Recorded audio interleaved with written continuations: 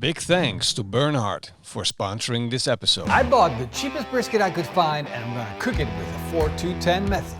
The essence of barbecue and cooking brisket is taking a cheap cut of beef, then cooking it for a long time with lots and lots of flavors, turning it into something absolutely freaking delicious. And the good thing about that was that the price of the brisket was freaking low. And you know why? Because it was considered to be waste. Something you grind up into sausage or into burgers, and if you didn't grind it up, you would even save money. So the bulk price of brisket was so low that we would just fall in love with it, and it made barbecue affordable. But we bought too many briskets, they got up on us, and now they know we love our brisket. We can't do without it. And they raised up the prices. I'm gonna try and go back to the time where brisket was cheap. So I bought this. This is the cheapest brisket I could find online. This is 5.6 kilograms of brisket.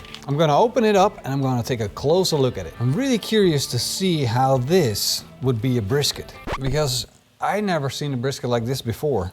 I do recognize that this is the flat and this is the point, but this is part of the belly. This is a whole different piece of meat. I can also see that this has been a rather large cow.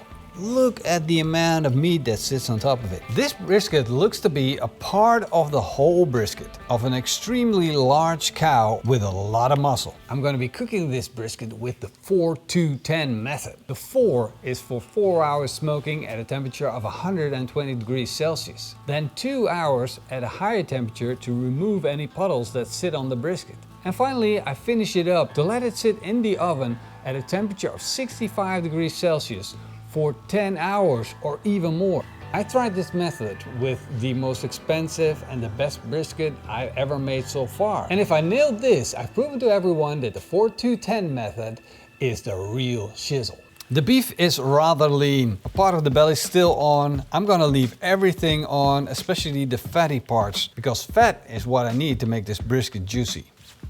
I'm trimming off this a little bit though, that's annoying. I'm gonna season it with some coarse sea salt followed by some ground black pepper. The salt is gonna draw out the moisture and that's gonna help with the pepper to stick to the brisket. Once seasoned on this side, I'm gonna let it sit for 10 minutes before I flip it around and do the same thing on the other side. Now that my brisket is seasoned, it's time to smoke it. I'm gonna use the Bernhard pellet smoker. This thing has a gigantic smoking surface, which is absolutely perfect when cooking brisket. I'm gonna use pellets to smoke it with.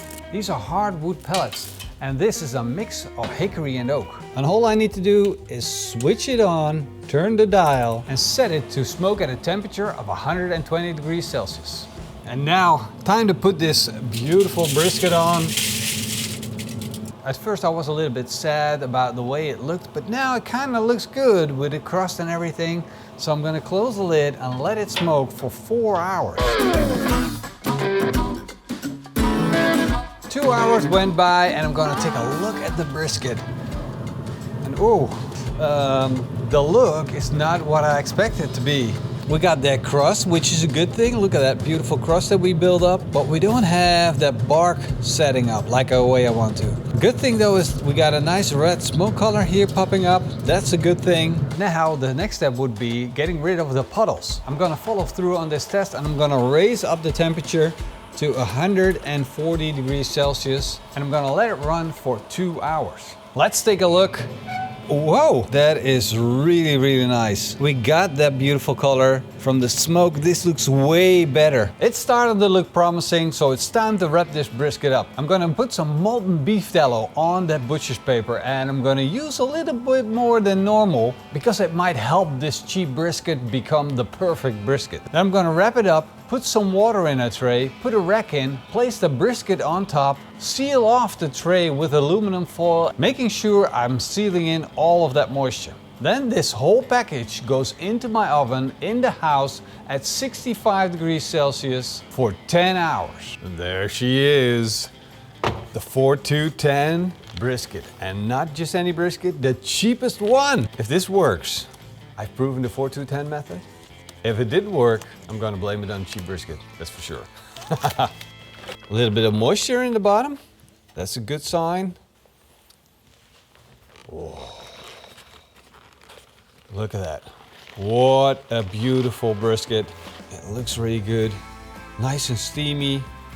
I'm excited.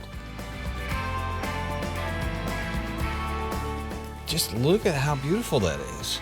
A beautiful bark, nice color, and we definitely got some beautiful moisture. Let's slice into it. I want to take a look inside. I'm just gonna cut it in half. There we go.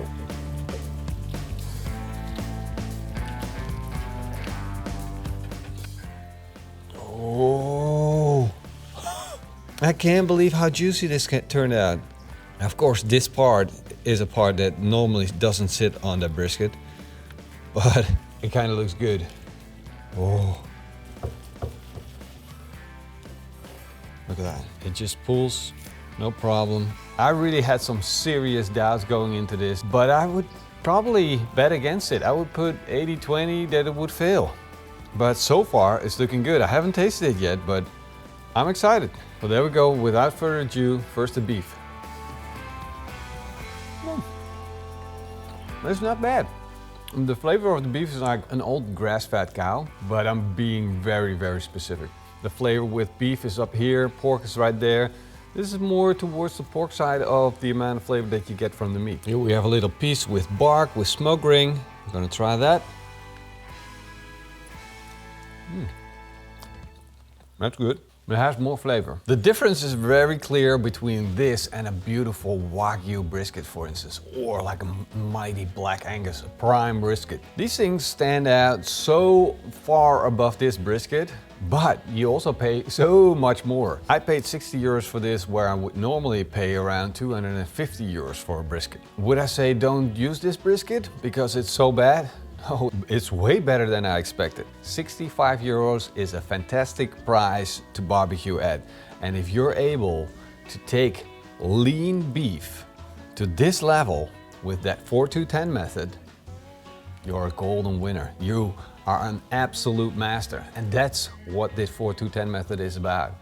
Try the 4-2-10 method. It makes cheap meat work. Maar beter dan je had verwacht?